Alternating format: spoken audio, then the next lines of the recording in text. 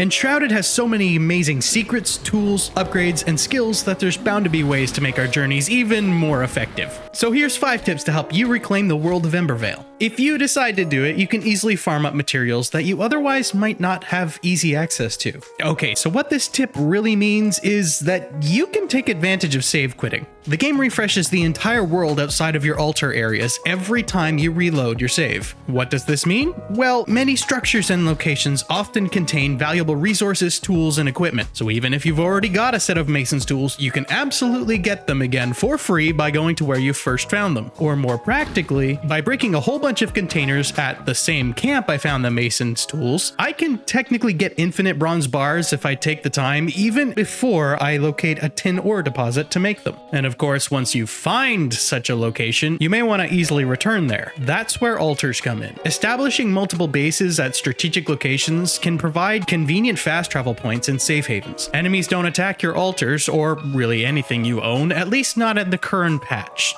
We are in early access after all. If your goal is to get places faster, then I recommend trying to keep an altar slot available. That way you can always place down a spare whenever you are exploring. Being able to quickly return home and unload your materials, then teleporting back to wherever you left is extremely helpful. It's kind of like how you can see my content easier. If you like the video, subscribe and follow Benefactor Gaming. You'll be able to see my content much easier if you let YouTube know you'd like to. Anyway, what I like to do is place down a few altars at key resource areas, keep at least one slot available for exploration, and place any remaining altars at crossroad locations. While it's true that there are quite a few spires you can gain access to that allow you to fast travel, there's far more space in between them than you can possibly hope to glide across. I find that I tend to use my own altars for fast traveling as much, if not more, than the ancient spires. Now, how do we make our journeys easier outside of fast traveling? Well, Enshrouded has plenty of ways to buff yourself. You can find Volca altars, various potions, take a nap by the fire, or my favorite, pet a cat.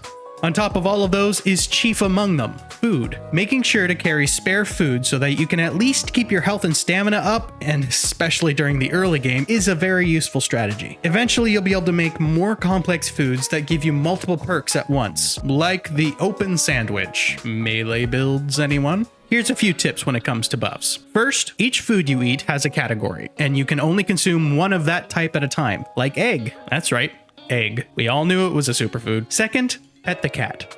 Third, while generally you can only have 3 types of food at a time, if you want way more flexibility, then I recommend grabbing Dessert Stomach. It's quite a few skill points to get, but it's very useful to have a 4th item slot available to you in pretty much any build. Speaking of skills, this tip will sort of slide into the last one as well. Unlocking skill points may or may not affect things you expect them to. For example, as far as I can tell, neither this fire sword that deals a bunch of fire magic damage, nor this glowing bow that deals shroud magic damage are influenced by the skills that increase magical weapon damage or their respective extra damage types like fire. Okay, so the magical weapon one obviously only works with wands and staves, I get that. But man, would it be cool if I could make my fire sword be so much more fire. All that to say, it's very important to invest your skill points wisely and test things. Some things may not work like how you think. This may not be an applicable tip, but I wanted to share it anyways. Don't be surprised if the damage you do is not what you expect it to be. See this number?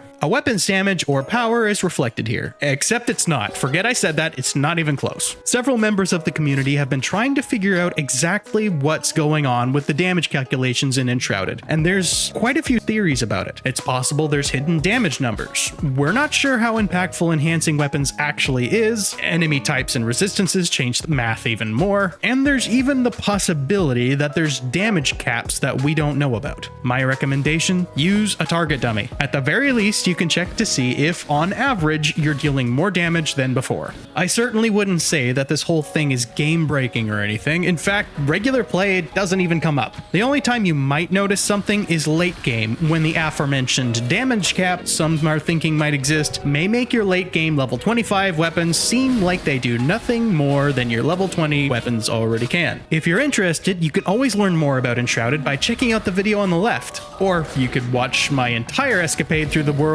by watching the videos on the right. As always, I'm your Benefactor, and I pray you have a wonderful day.